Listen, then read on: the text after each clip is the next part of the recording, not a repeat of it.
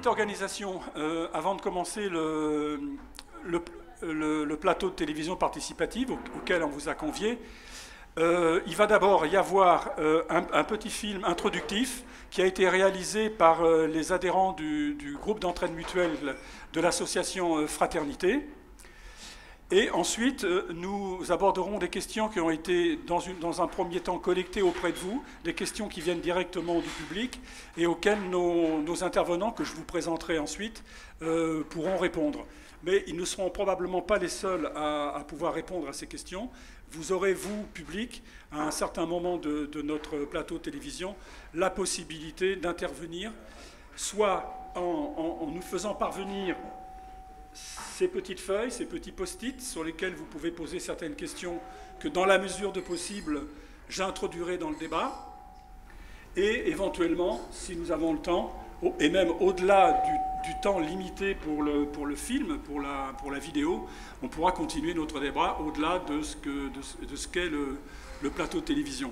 Donc maintenant, nous allons vous proposer un petit film introductif concernant globalement la santé mentale et ce que les gens dans la rue, des gens tout venant, des gens comme vous et moi, en pensons.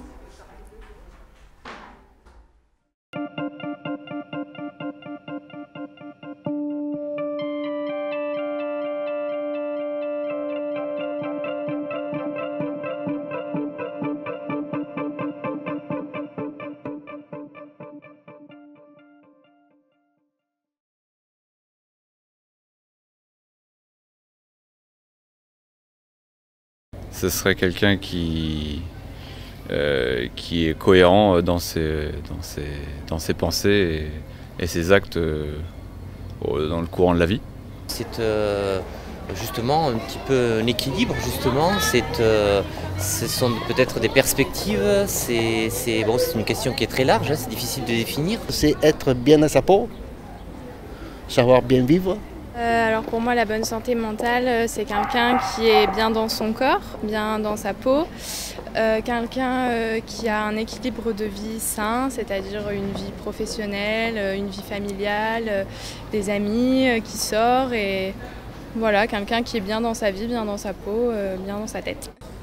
Pour moi, c'est avoir une bonne hygiène de vie et avoir confiance en la vie, ça en fait partie déjà. Une personne en bonne santé mentale, pour moi c'est une personne qui est heureuse, qui est équilibrée dans ses réponses face aux autres. Peut-être un équilibre aussi avec la santé physique, parce que je pense que quand on est dans parfois des états de fatigue, des états de la nutrition aussi, je pense que c'est un équilibre entre disons que le bonheur dans la vie de tous les jours et aussi la santé de son corps.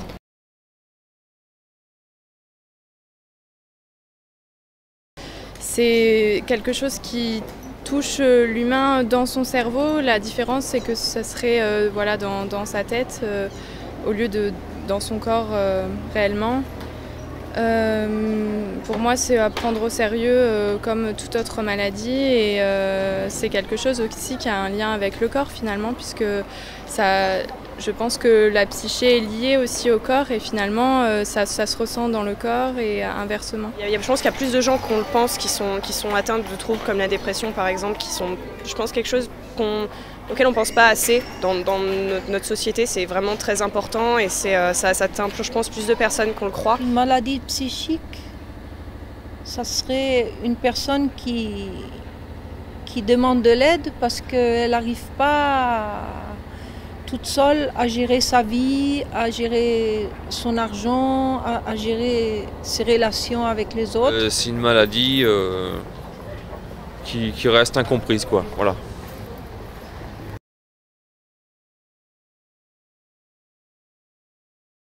Alors, moi, depuis ma jeunesse, j'ai failli faire des études d'éducation spécialisée. Et donc, je me suis intéressée aux personnes trisomiques, aux personnes avec handicap.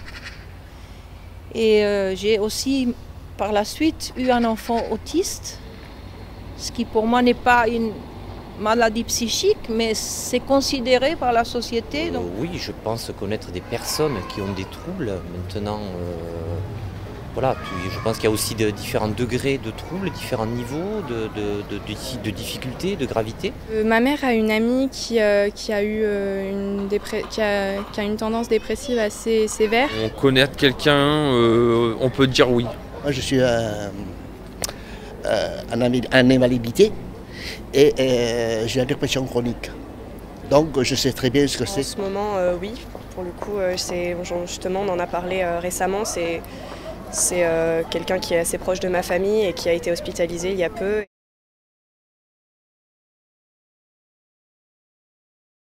Ce sont des troubles qui peuvent justement amener de la détresse, de la tristesse. Je pense que l'expression dire c'est dans la tête, ça veut pas dire grand chose parce que finalement ça reste c'est quelque chose de concret et donc il faut le soigner au même titre que n'importe quelle autre maladie, je pense. Le même regard qu'une personne normale. Je pense que c'est des personnes comme tout le monde. C'est pas parce qu'une personne elle est malade qu'on doit la rejeter. Une personne qui souffre de dépression ou de troubles de ce genre-là, ou de troubles chroniques, peut vraiment les ralentir dans sa vie, dans son développement personnel, aussi dans son développement de sa carrière, etc. Et que c'est vraiment pas quelque chose à traiter à la légère et que je pense que voilà, une aide professionnelle, une aide des proches, c'est vraiment très important pour la bonne santé mentale. J'ai pas de préjugés particuliers, hein. C'est une maladie qui se doit d'être soignée comme toutes les autres. Mais c'est peut-être plus difficile que certaines.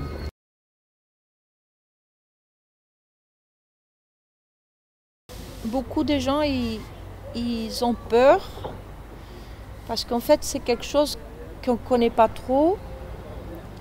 Pas l'habitude les personnes qui ne connaissent pas du tout. Mais c'est quelque chose d'inconnu. Et oui, je pense que c'est quelque chose peut-être auquel on ne pense pas assez facilement, voire qu'on dénigre parfois. Il existe des préjugés sur tous les sujets, donc il y en aura forcément. Hein. Après, plus que d'autres, je sais pas. Mais bon, ça serait dommage, hein, comme tout préjugé, forcément. C'est la malconnaissance qui fait dire et penser des choses incorrectes. C'est peut-être un domaine de la santé qui est peut-être un petit peu négligé par rapport à peut-être des tabous, par rapport à des idées reçues que l'on a. Et c'est peut-être un domaine aussi où la recherche n'est peut-être pas au niveau des autres domaines de la santé.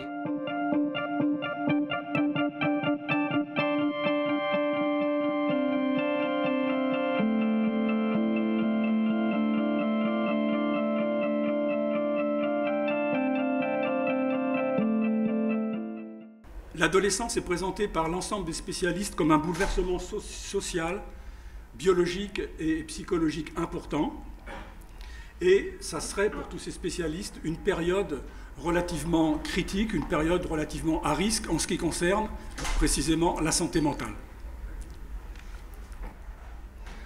Il y a à ce sujet certaines statistiques, à mon avis assez inquiétantes, émanant de l'OMS, qui dit qu'il y a environ 10 à 20% d'adolescents en difficulté et présentant des troubles sérieux en ce qui concerne leur santé mentale entre 12 et 25 ans. La dépression est au premier plan de ces difficultés et le suicide notamment, je pense, actuellement la troisième cause de mortalité chez les 12-25 ans. Donc, pour aborder ces questions, j'ai demandé à 4 intervenants de venir ce soir pour débattre avec nous de ces difficultés. D'abord, M. Célie Gadacha, qui est lycéen, responsable élu au Conseil de la vie lycéenne, et qui va donc venir nous parler de son point de vue de lycéen. Ensuite, Jocelyne Grosso, qui est infirmière scolaire dans un lycée professionnel, et qui donc rencontre régulièrement, évidemment, les adolescents en difficulté. Ensuite, Nathalie Pomero, qui est une psychologue clinicienne, qui également travaille auprès des enfants. Et ensuite, Madame Grisard, Geneviève, qui est responsable d'association, notamment d'une association qui s'appelle l'UNAFAM et qui vient en aide aux familles de malades mentaux, c'est-à-dire aux familles au sein desquelles est apparu pour l'un de ses membres des troubles graves de la personnalité. Voilà. Donc, vos questions ayant été recensées, je vais poser la première question à Nathalie, notre psychologue clinicienne, en lui demandant: est-ce que l'adolescence est véritablement une période à risque du point de vue de la santé mentale, et pourquoi? Alors bonsoir, donc une question bien vaste, dont on pourrait débattre des heures et des heures. Effectivement, je crois qu'on peut tous déjà se rappeler, selon l'adolescence que nous avons traversée, des moments plus ou moins difficiles, plus ou moins compliqués. D'une façon générale, c'est vrai qu'on peut penser que l'adolescence, c'est vraiment une période très très très fragile, où d'une part, les grands événements qui se produisent, c'est qu'il y a l'apparition de la métamorphose du corps, donc le corps se transforme, c'est ce qu'on appelle la puberté, et qu'à l'occasion de cette transformation, le psychisme est, on peut le dire dans certaines situations, est attaqué de l'intérieur par ce corps qui se métamorphose, et que tout peut s'en suivre des événements très compliqués dans la vie d'un adolescent. Donc, on peut parler d'un processus anti-narcissique, c'est-à-dire que l'adolescent doit revisiter à la fois son corps, donc accepter que son corps se sexualise, faire avec ses pulsions, et donc va rencontrer énormément de bouleversements déjà au niveau corporel et au niveau psychique. Donc c'est très très important d'être à ses côtés. Il est majeur en fait que les parents puissent accompagner ce processus, qu'il soit un soutien, qu'il soit porteur à la fois d'entente, de compréhension, et en même temps qu'il puisse soutenir que son enfant devienne de plus en plus autonome, dans la liberté qu'on peut lui accorder progressivement, et puis aussi qu'ils essayent de trouver ensemble dans les familles des moyens justement de canaliser éventuellement des éléments de violence à travers des activités, qui trouvent des moyens de sublimer toutes ces modifications pour que ce changement se fasse de façon la plus positive possible. Est-ce qu'on peut dire que cette période donc, est une période effectivement de grands bouleversements, mais qu'en même temps, d'ailleurs les statistiques le disent, 80 à 90% de nos jeunes de 12 à 25 ans traversent cette période de fragilité de façon positive, mais malheureusement, c'est dans cette période-là également que les spécialistes décrivent l'apparition de troubles psychopathologiques relativement graves. Et comment cela se présente, comment se manifestent ces difficultés? Je vais poser cette question-là à Jocelyne Grosso, qui, elle, dans sa pratique quotidienne auprès des adolescents de son lycée, peut rencontrer et en tout cas entendre les difficultés de ces adolescents. Je te laisse la parole, Jocelyne. Merci. Bonsoir. Donc, je reçois les... Ah, donc je vais parler très fort. Je reçois les élèves au lycée régulièrement. Le lycée est un lieu aussi d'échange et de communication. Les élèves en cours ne s'expriment pas toujours par la parole. Ils peuvent se trouver violents ou au contraire prostrés. Et dans ce cas, on me les amène à l'infirmerie. J'essaie d'évaluer ce qui se passe et essayer de trouver des solutions de manière à ce qu'ils retrouvent une sérénité. D'autres élèves se présentent spontanément, présentant des signes de spasmophilie ou de troubles du sommeil. Certains sont anxieux, d'autres se scarifient, certains sont amaigris, ont des céphalées, consomment du cannabis ou de l'alcool, ont aussi des problèmes familiaux. Alors Françoise Dolto disait que l'adolescent était un homard. Oui, effectivement, on peut le reconnaître dans le sens où sa carapace soudain étroite, il en change et à ce moment-là, il se retrouve donc forcément vulnérable et il va se défendre. Alors il peut se défendre et être agressif ou au contraire être replié sur lui-même. En passant à travers différents états de tristesse, différentes somatisations, des violences verbales ou physiques, de scarification, des consommations de psychotropes tels l'alcool ou le cannabis, en fait, l'adolescent détruit pour se construire à nouveau. On rentre dans un conflit familial où déjà la cellule familiale est souvent déstructurée et en difficulté, et elle a beaucoup de mal à additionner en plus les troubles de l'ado qu'elle ne reconnaît pas.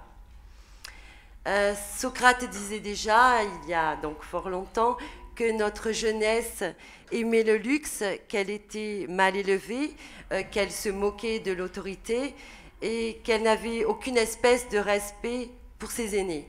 On est en 2015 et l'ado n'a pas changé, on peut toujours dire la même chose. En fait, c'est l'environnement qui semble plus fragile, moins sécurisant pour ce homard qui est si vulnérable. À l'infirmerie, c'est l'empathie qui est nécessaire.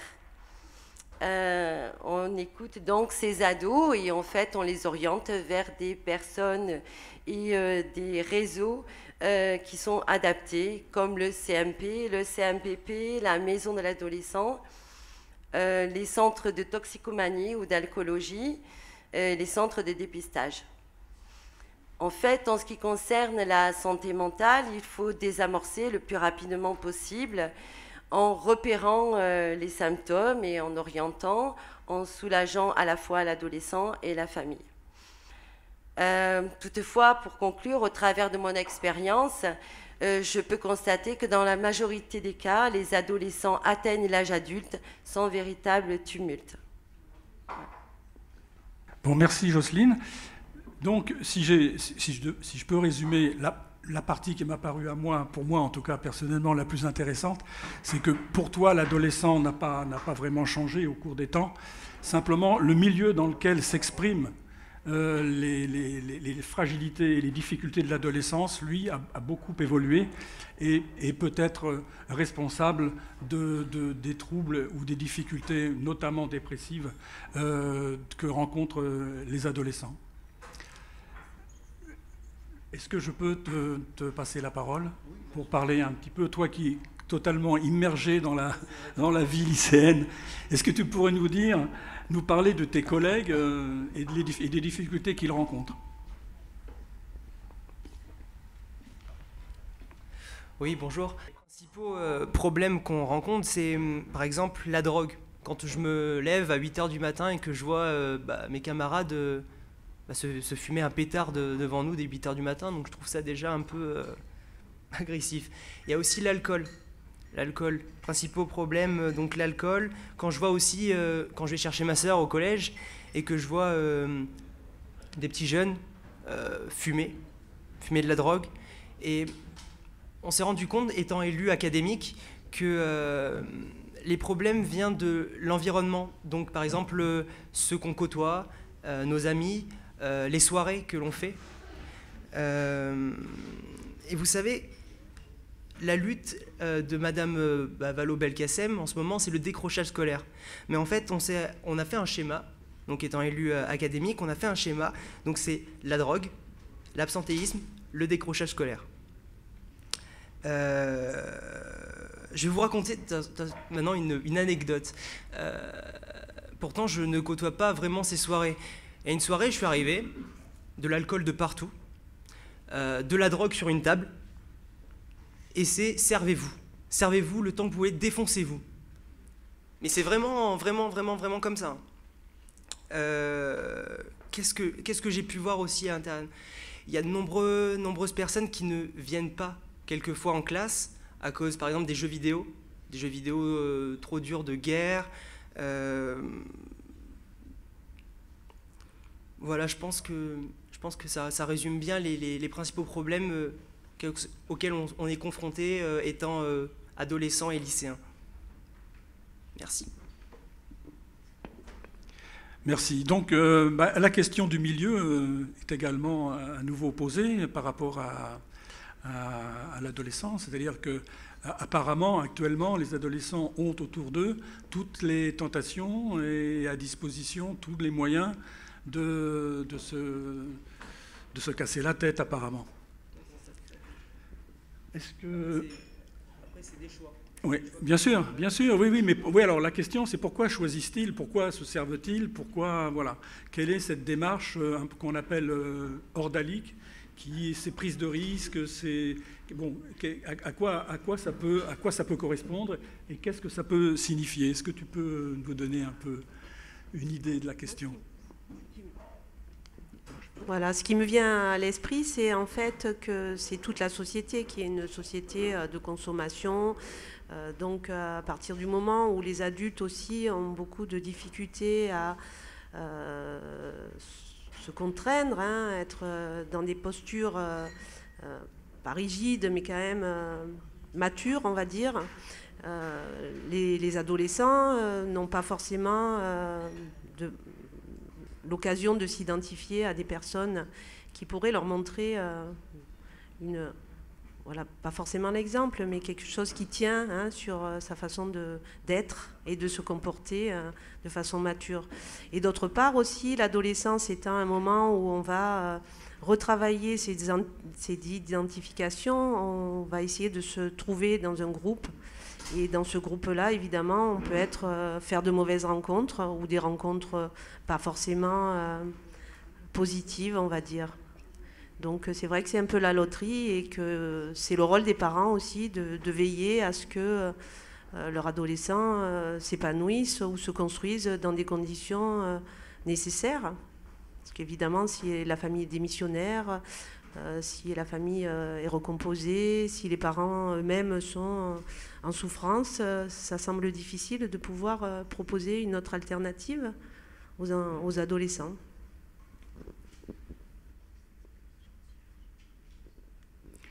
Bon, merci beaucoup. Est-ce que dans la salle, il y aurait des personnes qui auraient fait circuler quelques post-it ?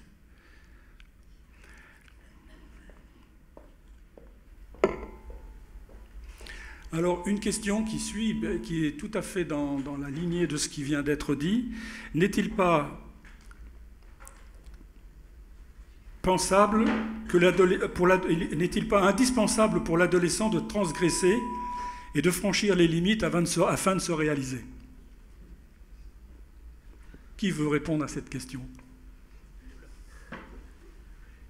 Est-ce que quelqu'un dans le public peut éventuellement intervenir sur cette question très intéressante? C'est-à-dire, est-ce que cette période adolescente n'est pas aussi une manière de s'autonomiser en questionnant les interdits, en questionnant les...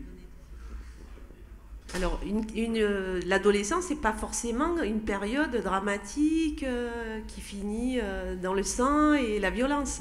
Il y a des adolescents, heureusement, qui arrivent à la traverser de façon heureuse et épanouie. La plupart, voilà. Donc c'est une partie des adolescents qui rencontrent des difficultés et qui traversent des périples, on va dire, notamment parce qu'à l'adolescence, on va revisiter ce qu'on appelle les éléments oedipiens. Donc la question de l'Oedipe, on la retraverse.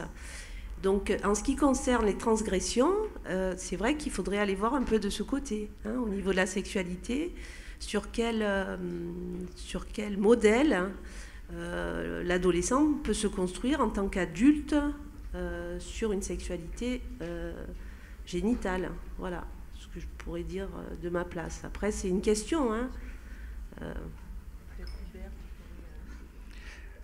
Oui, non, il est certain que l'adolescent a besoin, effectivement, pour se construire, de rencontrer quelque chose de relativement solide face à lui, de facilement contestable, de facilement attaquable. Et l'intérêt justement des familles et de leur position dans cette situation difficile, c'est effectivement d'avoir la possibilité de rester en place, de rester entier et de ne pas être détruit ni atteint par cette contestation, par cette agression de l'adolescence vis-à-vis des modèles de son enfance. Donc, apparemment, ça fonctionne relativement bien dans beaucoup de familles. Maintenant, je voudrais passer la parole à Madame Geneviève Grisard, qui, elle, va vous parler d'un autre point de vue, qui est celui des familles. C'est-à-dire que dans son association, elle vient en aide à des personnes qui ont vu éclore au sein de la famille et pour l'un de ses membres des troubles graves de la personnalité. Elle va donc vous dire son vécu et son expérience à ce sujet. Alors Geneviève, je ne sais pas si ton micro fonctionne. Bonsoir à tout le monde, bonsoir à tous et toutes. Alors je vais essayer de vous parler des difficultés que j'ai entendues au cours des groupes de parole ou aussi en ayant vécu ces expériences. Nos enfants sont quand même très différents de ce que j'entends. C'est-à-dire que tout ce que vous dites est beaucoup plus accentué. C'est une durée qui dure de choses extraordinaires qui durent pendant des années et des années. Vous pouvez répéter des dizaines de fois, il n'entend pas ce que vous dites. Il ne comprend pas, il n'intègre pas les choses simples. Ouvrir une porte dans le bon sens, c'est une chose qu'il n'intègre pas. Il va le faire toujours dans le mauvais sens. Et vous avez beau répéter, mais non, ne tire pas, pousse. Ben, ça ne comprend pas. Il y a beaucoup de choses qui sont totalement différentes. Ce sont des jeunes qui sont tristes. La tristesse est une chose qui est très importante, qui ont des conduites à la limite de la délinquance, même délinquantes. C'est important quand c'est souvent comme ça un signal d'alarme. Qu'est-ce qui se passe? Pourquoi fait-il ça alors qu'il n'a jamais vu ça autour de lui? Qu'est-ce qui fait que vous avez des échecs répétés, ce qui revient parce que je vous disais, il ne comprend pas la méthode, vous disent trouver autre chose. Ah oui, d'accord, mais c'est compliqué ça. Trouver quoi? Et puis, vous avez des prises de toxiques, l'alcool, le shit, des tentatives de suicide. Vous avez une absence de concentration. Vous pouvez répéter une leçon 25 fois, c'est toujours pas rentré. C'est des enfants qui... Tout est compliqué, vous ne les comprenez pas. C'est la première chose que vous pouvez dire, ce n'est des enfants, vous sentez au fond de vous que vous ne les comprenez pas, qu'il y a quelque chose de très profond. C'est inexplicable. C'est très...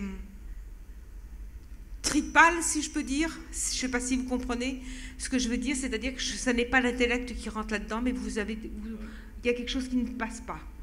Et ça, c'est compliqué. L'entourage aussi est très compliqué. Les familles, les frères, vos frères à vous, adultes, les oncles, les tantes, les amis ne comprennent pas et vous êtes systématiquement mis au banc. On vous dit beaucoup, très souvent, « Ah, à ta place, je serai plus sévère, tu verras un coup de pied aux fesses et tu verras, il avancera. » Il faut dire qu'à la maison, on a essayé aussi ce système. Hein, on n'a pas été sans le faire et on s'est aperçu que ça ne marchait pas plus. La famille s'éloigne parce que vous êtes obligé de faire le tri, parce que les gens ne viennent plus vous voir ou vous refusent de vous inviter parce qu'au début, vous ne venez pas parce qu'il y a un drame. Et une fois, deux fois, trois fois, puis après, vous avez tout un éloignement de beaucoup de personnes autour de vous. Je vais oser parler du milieu médical. Alors ça, le milieu médical, c'est une branche aussi très lourde parce qu'on vous réplique constamment, ils sont adultes, mais c'est vous qui les avez à 7 h du soir en sang avec une TS, évidemment. C'est vous qui allez régler la prise, le gamin qui s'est fait racketter dans la rue et c'est vous qui payez, mais vous n'êtes pas concerné, évidemment, il est adulte. C'est votre enfant. Tout ça, c'est des choses qui sont excessivement difficiles pour nous. Et je pense qu'autour de vous, vous devez voir des choses qui sont comme ça et peut-être y faire un petit peu attention et surtout ne pas juger et ne pas condamner.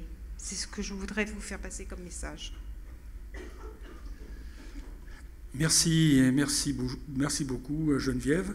Donc là, on comprend très bien quel malheur ça peut représenter pour une famille que de découvrir au sein d'elle une personne présentant de telles difficultés. Et effectivement, le désarroi dans lequel elles sont, dans la mesure où effectivement le corps médical, pour des raisons éventuellement de surboucage ou de philosophie personnelle, n'ont pas encore intégré dans leur pratique la nécessité de venir en aide aux familles et de travailler en coopération avec les familles. En tout cas, pour ce qui concerne la psychiatrie adulte, ces choses-là se font plus facilement dans les milieux de la psychiatrie ou de la pédopsychiatrie. Mais effectivement, l'association dont fait partie Geneviève est une association qui a pris la mesure de cette carence envers les familles et qui tente d'informer et de soutenir les familles et de les accompagner dans le désarroi dans lequel ils se trouvent.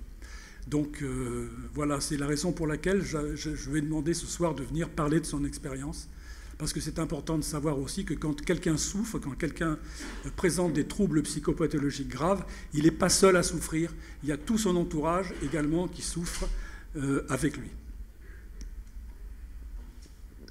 Je voulais juste rebondir sur la question de la violence. C'est vrai qu'on peut aborder aussi l'adolescence avec des agirs violents par rapport à cette puberté là, qui traverse le corps et qui saisit. Il peut y avoir des mouvements comme ça de violence.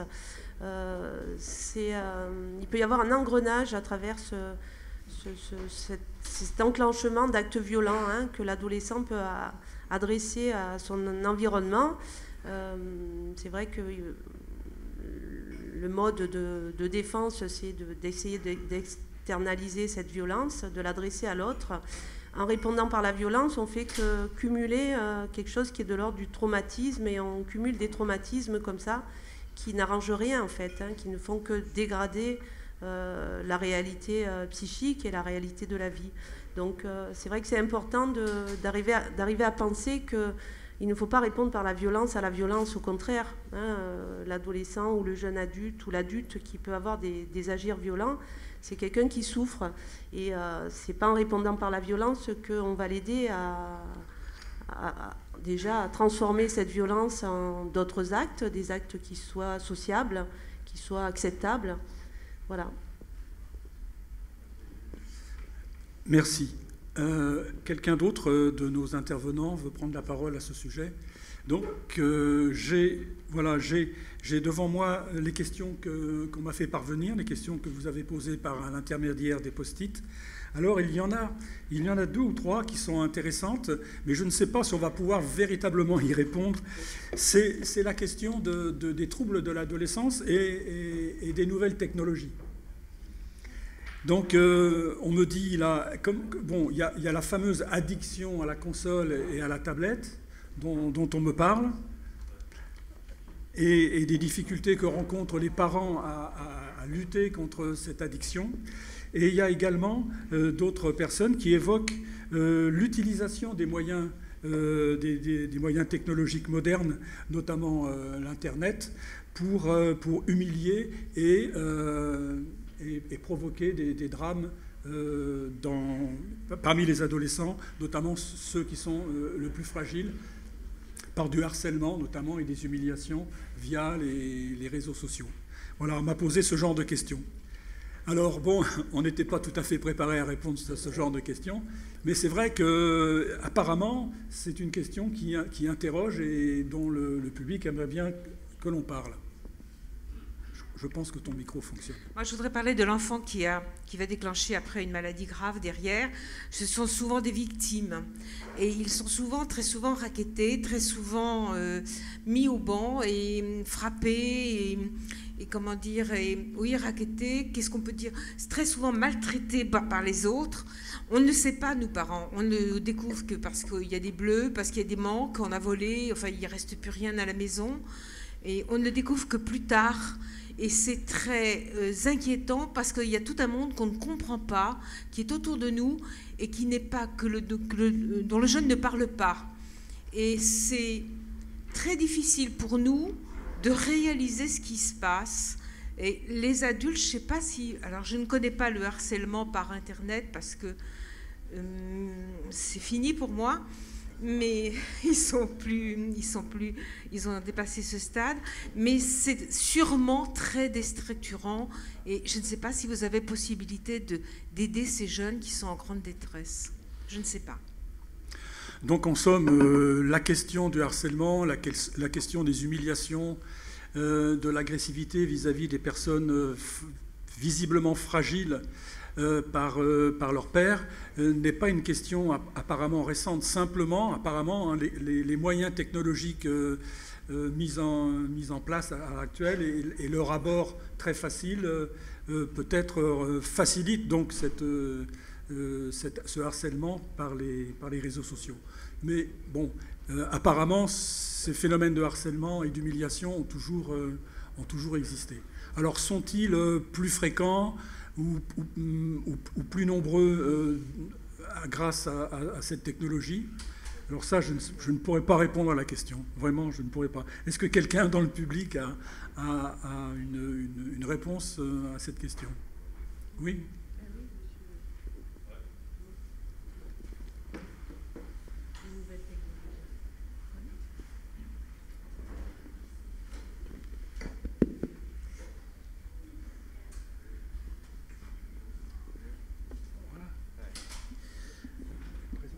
Oui, je suis Yves Sibilo, je suis le directeur de l'association Mode et de l'association Résine. Oui, ces questions-là, on les rencontre nous, au quotidien. Bien sûr, je n'ai pas de réponse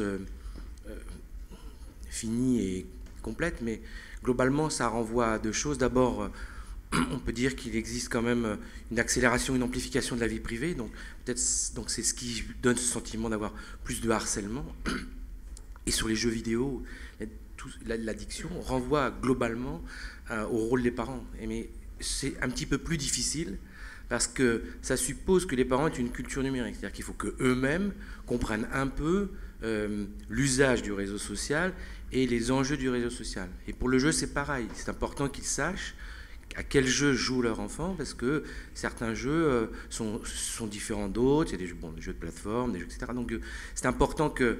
Là où on a une petite difficulté, c'est qu'on a besoin de construire une culture numérique commune qui nous permet après de pouvoir jouer notre rôle de parents ou d'autorité. Mais mis à part ça, il y a quand même en France quelques possibilités qui nous sont données par rapport à la loi et par rapport à des acteurs qui existent dans toute la France autour des acteurs de la médiation numérique. Si vous êtes harcelé sur les réseaux sociaux, il existe maintenant toute une série de garde-fous dont vous pouvez très bien intervenir, comme vous pouvez très bien porter plainte, etc. Donc il ne faut pas hésiter. C'est-à-dire que le réseau social et l'Internet n'est jamais qu'une amplification de la vie privée. Ce qu'on peut dire aux enfants, ce que les parents peuvent dire à leurs enfants, c'est qu'ils mettent leur vie privée dans une vitrine vue par des millions de personnes. Ça, c'est quand même facile à comprendre. Voilà, donc voilà ce que je peux apporter. Et juste, je voulais vous faire part d'une expérience qui est assez intéressante, qui n'est pas partout, qui s'appelle les promeneurs du net en Haute-Normandie. C'est-à-dire qu'en fait, les travailleurs sociaux et les médiateurs numériques ont constitué un groupe qui entre en contact avec... en fait, les adolescents, si on veut contacter les adolescents plus facilement en nombre, il faut aller sur les réseaux sociaux. Donc en fait, ils ont imaginé un travail éducatif. Et tous les mercredis, ils sont donc en ligne avec l'ensemble des adolescents et ils échangent avec eux soit en façon collective, soit en message privé pour essayer justement d'anticiper soit les phénomènes de harcèlement, soit les phénomènes d'isolement, soit les phénomènes d'incompréhension. Donc il y a quand même une possibilité de réponse éducative, mais là encore, ça renvoie à la capacité de comprendre ce que c'est que la culture numérique aujourd'hui et ses enjeux. Voilà. Oui, bien sûr. Donc nous sommes, nous, en tant que parents, totalement démunis face à ces phénomènes, par manque de culture numérique. Le problème, c'est que est-ce que nous avons autour de nous, dans notre communauté, dans notre société, le moyen de s'informer ou de se former à ces moyens numériques? Personnellement, je ne le sais pas. Ça doit exister, mais bon. Alors, toi qui es lycéen, la question du numérique et tous ces problèmes de vie privée étalés par les adolescents au vu de millions d'internautes, Qu'est-ce que tu peux en dire? Vous savez, même si les parents arriveraient à avoir toute notre connaissance sur le numérique, on aura toujours comment dire, une avance, oui, c'est ça. Il y a des applications qui arrivent de plus en plus chaque jour. Et puis, comment dire, les parents, même s'ils voudraient contrôler notre vie, on aurait toujours le smartphone, l'ordinateur, et puis voilà. Donc ces moyens numériques, c'est un moyen d'échapper au contrôle des parents, dans une certaine mesure, y compris pour les adolescents qui vont bien. Oui, non, en quelque sorte, oui, c'est ça, tout à fait. Tout à fait. D'accord. Ça parle des nouveaux moyens technologiques. Il y a des jeux mortels comme le jeu de foulard, les bombes de gaz, tout ça, ça conduit à la mort.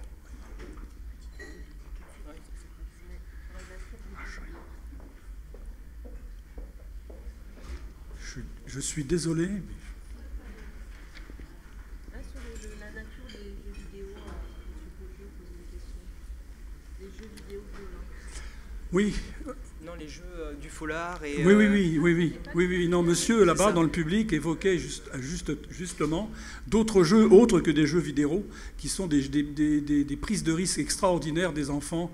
Notamment, on se souvient du jeu du foulard. Je ne sais pas si c'est toi qui travailles dans les milieux scolaires. Est-ce qu'on rencontre encore fréquemment ou ces prises de risques autour de jeux de bagarre, de jeux de foulard, des choses comme ça? Le jeu du foulard, je ne l'ai jamais vraiment rencontré. Par contre, je sais que récemment, une jeune fille de 15 ans est décédée avec un aérosol. Donc les déodorants qu'on utilise. Voilà. Donc effectivement, il y a aussi d'autres jeux qui sont des jeux autrement dangereux et qui consistent donc à prendre des risques, à jouer, à mettre en tout cas sa vie en jeu. Donc un jeu assez dangereux. Alors concernant l'utilisation des jeux vidéo à outrance, c'est un peu comme toutes les addictions, on va dire, que ce soit un toxique ou autre.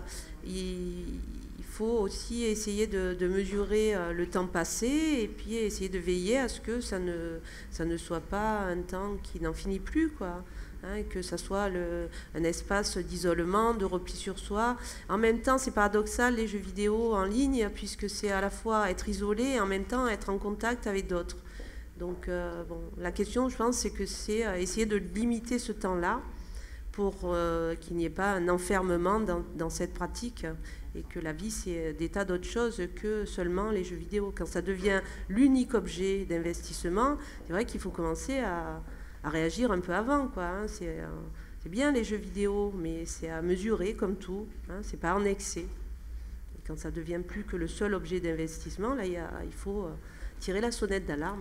Je voudrais juste rebondir dessus. J'ai parlé avec donc un de mes amis qui était confronté à ce problème des jeux vidéo, mais c'était devenu complètement une drogue à part entière, comme une addiction, c'est-à-dire qu'il se mettait dans son lit et repensait aux scènes passées. Et ça lui donnait envie d'avoir une revanche ou de montrer ce qu'il pouvait faire. Comme maintenant, il y a les jeux en ligne. On peut contrôler avec les différentes... on peut parler ou jouer avec les personnes dans le monde. Oui, merci. Quelqu'un dans le public m'a fait remarquer que précisément la culture numérique, ça peut être une passerelle de communication entre nous, parents, et nos adolescents, dans la mesure où eux sont capables de nous former à cette culture particulière. Et que on peut établir donc une certaine communication entre nous et nos adolescents autour de leur pratique du numérique. Alors j'ai d'autres questions. Alors nous allons quitter le domaine du numérique. D'autres questions auxquelles on va tenter de répondre. C'est: y a-t-il des moyens de reconnaître les troubles psychiques à travers les troubles liés à la crise de l'adolescence? Ça, c'est une question qu'on a beaucoup entendue quand on a préparé ce plateau télévision, c'est-à-dire que, soit les adolescents traversent une période relativement fragile, une période critique, donc peuvent éventuellement présenter certains troubles, certains troubles de la personnalité, une certaine agressivité, un certain repliement sur soi, des troubles du sommeil, des troubles de l'alimentation, enfin, tout un tas de choses. Mais comment faire le départ entre ce qui est, je dirais, d'une crise banale, et de ce qui pourrait être le début de troubles psychopathologiques plus graves. Voilà, alors est-ce que nous avons quelqu'un qui pourrait éventuellement répondre à cette question? Bon, moi, ce que je sais de mon point de vue, c'est qu'effectivement, c'est très difficile à faire la différence entre ce qui serait une crise d'originalité, comme on dit habituellement, la crise d'originalité de l'adolescence, et éventuellement le début de troubles psychopathologiques plus graves. Donc, il y a, je pense, une chose très importante qui est à prendre en compte, et Geneviève Grisard l'a abordé tout à l'heure, c'est la durée. C'est-à-dire que lorsque les choses s'éternisent au-delà de plusieurs mois, effectivement, là, il y a des choses à interroger très rapidement, il y a des choses à faire très rapidement parce que les choses apparemment s'installent.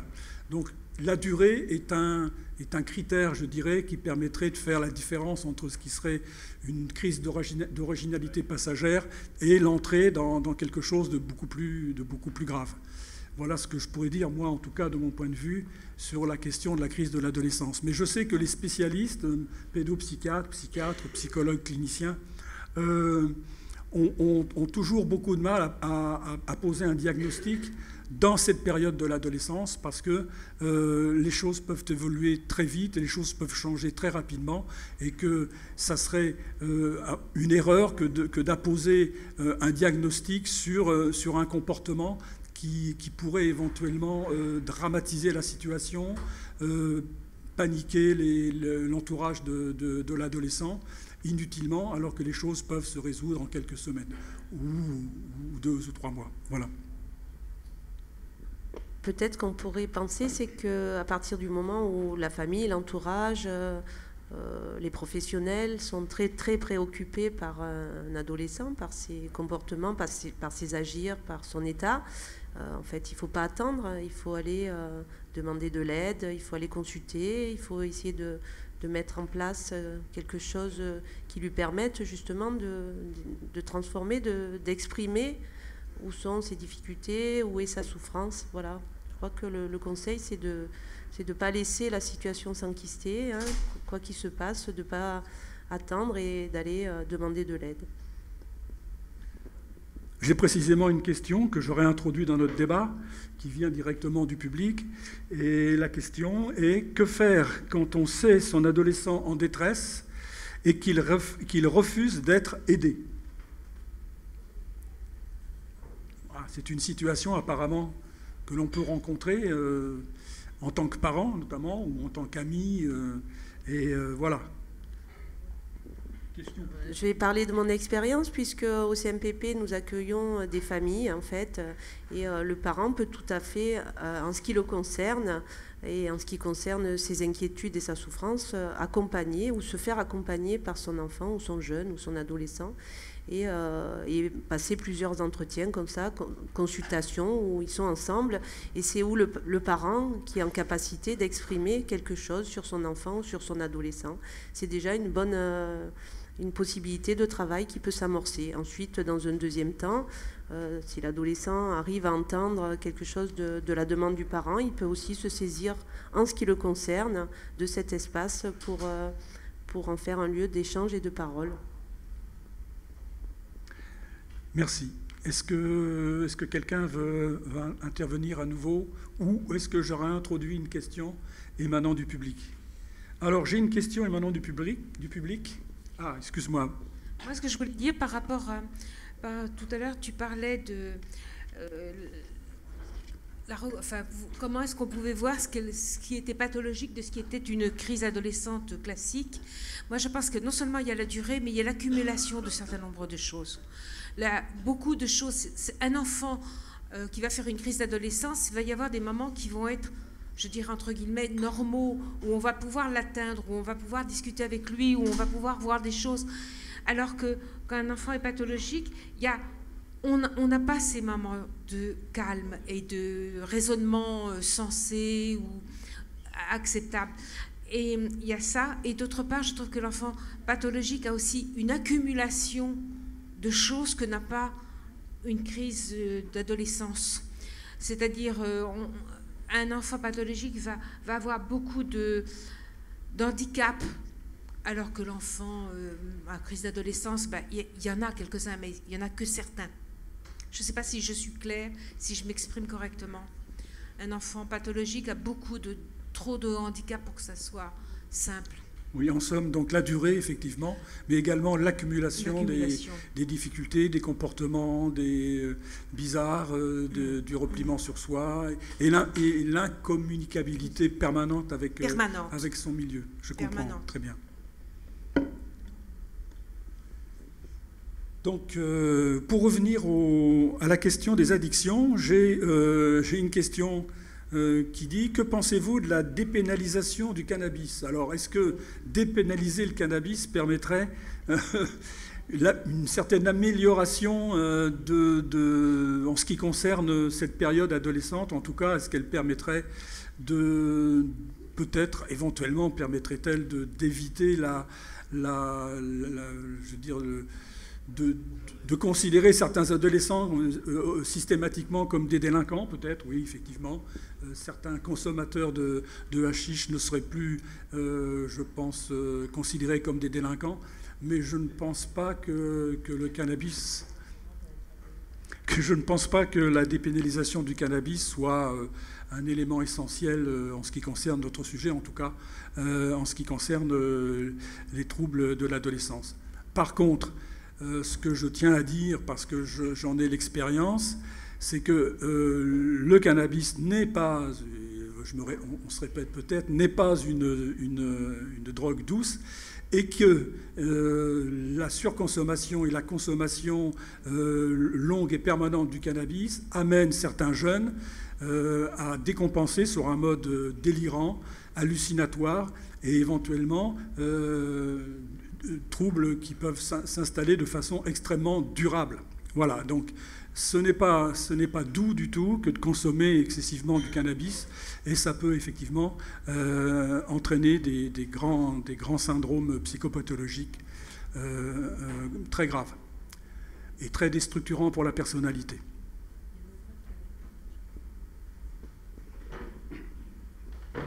Donc quelqu'un dans le public voudrait prendre la parole?